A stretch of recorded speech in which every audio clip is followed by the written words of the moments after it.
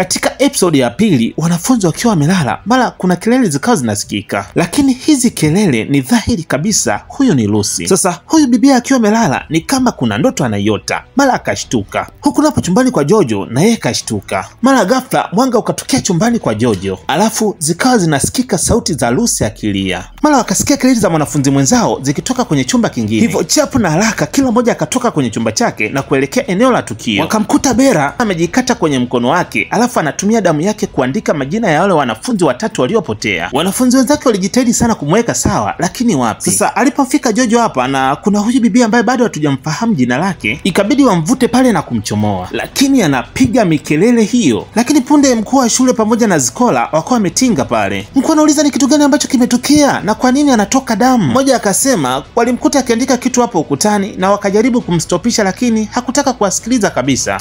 Mkuu akauliza hivi, hiyo ni damu ninayoiona hapo? Sasa ili kuiua hii mkuu akawaambia wanafunzi wote watoke hapo na waelekee kwenye vyumba vyao. Basi wanafunzi wote ikabidi waondoke na kuelekea kwenye vyumba vyao. Hivyo ikabidi abaki mwanafunzi mmoja, Zikola pamoja na mkuu wa shule kwa ajili ya kumsaidia huyu bibie. Basi wakamnyanyua na kumweka juu ya meza. Baada ya hapo mkuu akamchukua Jojo kwa ajili ya kumtoa eneo la tukio, lakini hii hali hata bibie Zikola inamshangaza. Kichupa chetu kinaenda kwa jina la Echoes of the Dead, yani mwangwi wa sauti za wafu. Heyo MTZ! Hapa tunamwona Zikola pamoja na Rexy wakiwa kwenye mahaba mazito. Zikola anadai kwamba yeye ni mwanamke mwenye bahati sana hapa duniani kwa kumpata mwanaume mwenye upendo kama Rexy, na bado akamuita mfalme. Sasa wakiwa katikati ya mahaba mazito wakipeana sifa kedekede na nini, mara Zikola ghafla akaanza kukohoa. Alikohoa na kukohoa sana mpaka mshikaji akashtuka. Ikabidi awai kwenye friji kwa ajili ya kumchukulia maji. Sasa ili amemchukulia maji hivi kugeuka, Rexy alipiga kelele huyo. Kumbe ilikuwa ni ndoto bana. Nitaka nishangae au wametongozana saa ngapi na wamekubaliana muda gani. Huku wanafunzi hawakuweza kabisa kwenda kulala kwenye vyumba vyao, ilibidi waje kutulia hapa. Wakati huo madam ikabidi amlete Bella ili aweze kuja kuungana na wenzake. Zikola akamwambia wanafunzi wote wanatakiwa kutulia, kisha akamwambia Bella na yeye atafute nafasi ili aweze kutulia. Daniel akauliza, kwa hiyo atalala hapa? Madam Zikola akasema ndiyo. Daniel akasema, mimi sitaki kuchoma kisu usiku nikiwa nimelala. Mwingine akasema, tulimuona kabisa akijikata na kisu na kutumia damu yake kuchola ukutani. Mkuu akatokea pale akawaambia kwamba wanafunzi ile haikuwa damu bali ilikuwa ni wino tu. Kisha akawaonya na kuwaambia kwamba hawatakiwi kabisa kuendelea kuvumisha uongo. Kisha mkuu akamwambia Mrs. Zikola kwamba hakikisha tu anawadhibiti wanafunzi wake. Baada ya hapo mkuu akawatakia wanafunzi usiku mwema. Ila anataka kuondoka, Mrs. Zikola akamwambia samahani mkuu, dakika moja. Kila moja anatakiwa kutulia. Sawa, nitarudi ndani ya dakika kadhaa. Mkuu, wakati nasafisha zile alama za kwenye ukuta niligundua kuwa ilikuwa ni damu ya Bella. Hapana. Mkuu akasema, niliangalia ile haikuwa ni damu bali ilikuwa ni wino tu. Lakini mkuu, nilijaribu kunusa, ilikuwa ni damu. Ule ni wino. Nikisema ni wino basi ni wino. Mkuu akamkazia kabisa Zikola mpaka akakubali kabisa ni wino. Kisha akamwambia samahani, najua kuwa umekuja kwenye hii taasisi kama mwalimu, na akamwambia kwamba lakini hii changamoto itaisha endapo tu kama watapata mlezi wa kuweza kukaa na hawa wanafunzi, na wakifanya hivyo basi watakuwa wameshautua mzigo. Zikola anatakiwa tu kuwa mpole kwa sasa. Baada ya hapo mkuu akamwaga na akaondoka, lakini pale pale akapokea simu kutoka kwa Rexy. Rexy kuna jambo anataka kumwambia Zikola, hivyo imebidi tu amtingie shuleni usiku. Hivyo unajua kuwa nilikuwa najua kwamba unatania ulivyosema kwamba upo hapa. Serious kabisa, muda umeenda.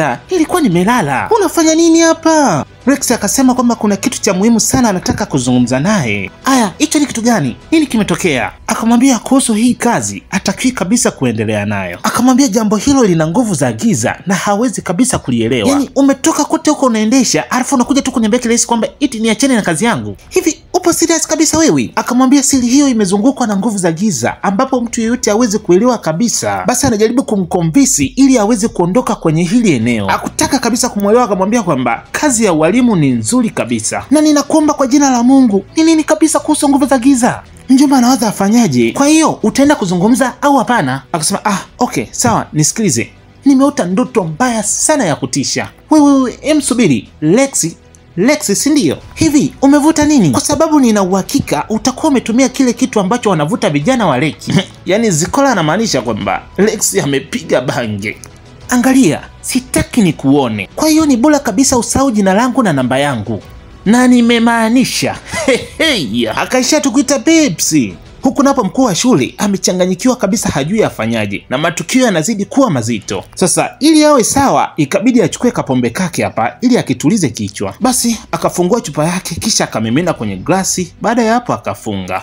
Basi akaipiga kama kawaida, akashusha glasi. Sasa ila amejisahau hivi kutizama kwenye glasi, imevujia nyingine. Kumbe ni damu bana. Alitupa glasi huko na kupiga kelele kama chizi. Ikabidi ahakikishe kwanza kwenye chupa au mzinga ni wenyewe au vipi. Mara marehemu akatokea, akamwambia kwamba hiyo sio hofu, bali ni hisia tu za hatia zinamsumbua. Akasema mama yangu aliomba mwili wangu, lakini badala yake mlimpa damu na majeraha. Ulipeleka maumivu yangu baharini, lakini bahari ilinirejesha. Wakati huo mkuu anataka kukata moto kwa maumivu ya moyo anayoyasikia. Akamwambia endapo kama ataendelea kukaa kimya, basi ataumia na ukweli ndio utakaomwepusha. Mkuu kachanganyikiwa, ikabidi achukue vidonge vyake vya presha. Sasa ili anamimina hivi mkononi mwake, vimebadilika, vimekuwa mchanga. Alipiga kelele kama mwenda wazimu. Alafu wakati huo Lucy anacheka tu, si anajua kwa anamtesa. Akamzimisha pale pale, alafu kimya kikatawala. Huku napo Lexi ikabidi tu aje awashe gari lake ili kusudi aondoke, lakini sasa akawa anajaribu kuwasha gari yake, lakini gari haiwaki, ikabidi ashuke. Akaja kufungua bonnet hapa, ndo kugundua kwamba gari yake haina maji. Basi akachukua dumu ili afate maji aje kutia kwenye rejeta.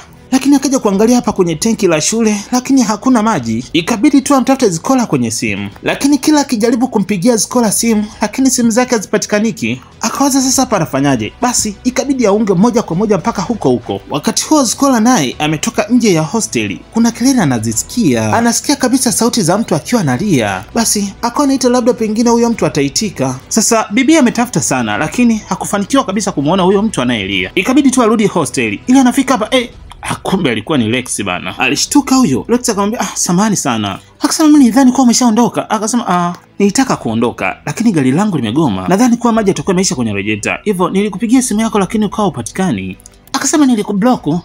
Uliniblock tena. Kwa nini sasa umefanya hivyo? Angalia, sina muda wa kujielezea. Sawa. Akasema hata hivyo nilitoka nje kwa sababu nilisikia sauti ya mtu akilia, lakini nimekuja hapa sijaona chochote. Rex akasema hata hivyo yeye pia bado anaisikia hiyo sauti.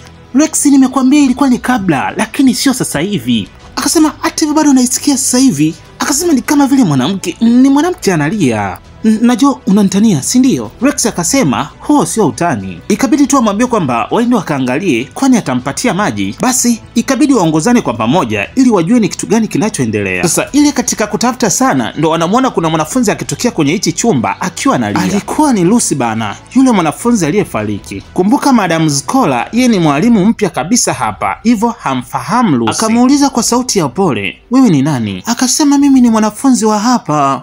Wewe ni mwanafunzi wa darasa la SS3?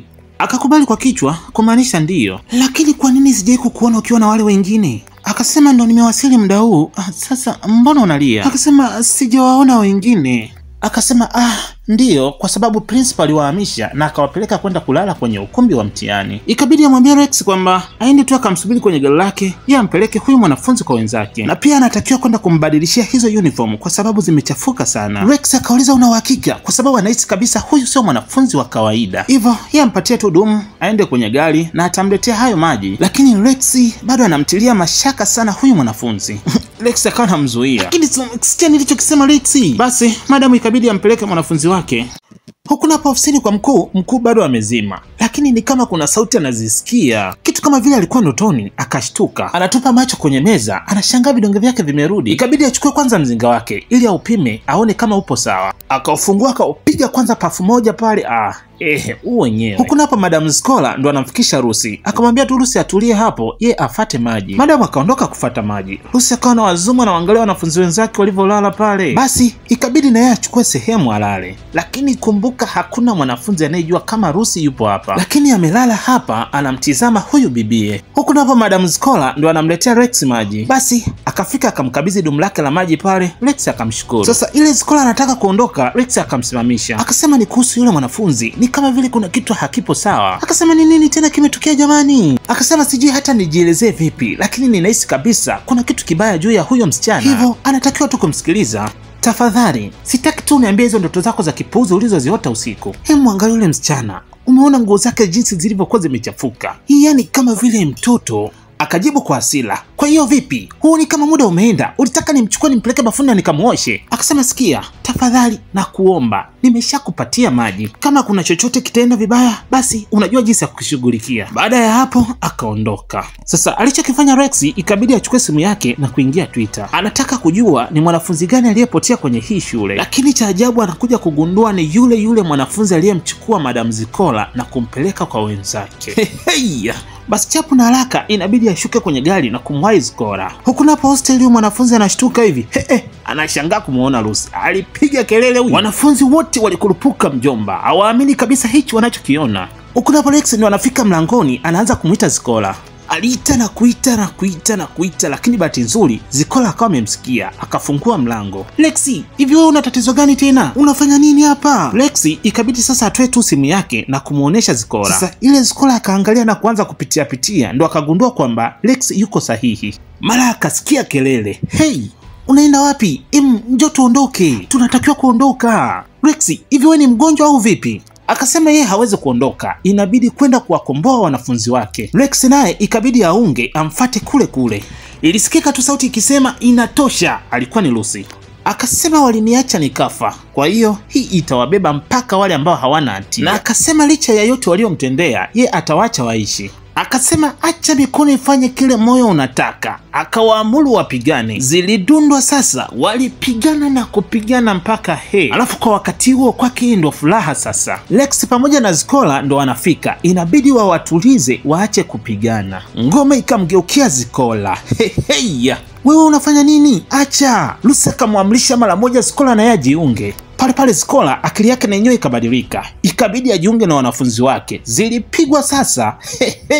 Lakini tunarudishwa nyuma miaka 25 iliyopita. Hii ni siku ambayo Rex alikuwa anatokea shuleni anarudi nyumbani. Sasa njiani akawa amekutana na huyu dogo, yeye anaitwa David. David ni rafiki yake sana na Rex. Rex akamuuliza David kwamba kwa nini leo hakuja shuleni? Je, yupo sawa ama ana tatizo? Lakini David hakumjibu chochote, hivyo akaondoka. Sasa wakati Rex amefika nyumbani, akamkuta mama yake akiwa analisha kuku. Basi akamsalimia, habari za mchana bi mkubwa. Akasema nimekutana na David njiani, nimemsemesha lakini hakunijibu chochote. Nimeona watu wengi wamekusanyika kwao, sijui kama kuna tatizo. Umemwona David? Akasema ndiyo, nimemwona David. Una uhakika umemwona David? Akajibu tena ndiyo. Bi mkubwa aliuliza mara tatu, lakini Rex alijibu ndiyo amemwona David. Chinekemie, himjo, David amekufa. Akasema nilikuwa asubuhi ya leo nyumbani kwao, alikuwa ni mgonjwa mama, lakini nimemwona David. Bi mkubwa akasema utakuwa umemwona mzimu. Akamwambia usimwambie mtu yoyote kama umeuona mzimu. Umenisikia kijana wangu? Akasema ndiyo, amemwelewa mama yake. Sasa swali ni kwamba Rex anawezaje kuona vitu vilivyokufa? Baadaye bi mkubwa akawa anamwambia Rex kwamba hapa duniani kuna watu wa aina mbili, yaani watu wasiokuwa na chochote, hawajui kuwa wapo miongoni mwa watu wenye nguvu. Aina ya pili ya watu wenye nguvu sasa ndo tunazidi kuoneshwa uwezo alionao Rex. Ana uwezo wa kukutana na roho zisimfanye chochote. Bi mkubwa anasema kwamba hawa watu wanaweza kuwa ni roho zilizojificha kati yetu na sisi wenyewe bila kujua. Lakini bado tunajiuliza, hizo nguvu alizonazo Rex za kuweza kukutana na roho na zikawa zinamuogopa, alizipataje? Sasa Rex akataka kujua kuhusu baba yake. Akamwambia hupaswi kabisa kufikiria kuhusu yeye, sahau kabisa kuhusu hilo. Sasa akasema sababu itakayopelekea nikwambie ni kwamba, akasema ule usiku mama yako alifariki wakati anakuzaa wewe. Kitu pekee kilichopelekea usife ni baba yako. Ndo tunaonesha sasa jinsi ilivyokuwa. Anasema wakati mama yako ana mimba yako, alimuona kinyonga usiku ambaye mwanamke yoyote mjamzito hapaswi kumuona. Anasema mwanamke yoyote yule mjamzito alikuwa akimuona tu huyo kinyonga, lazima mtoto afe.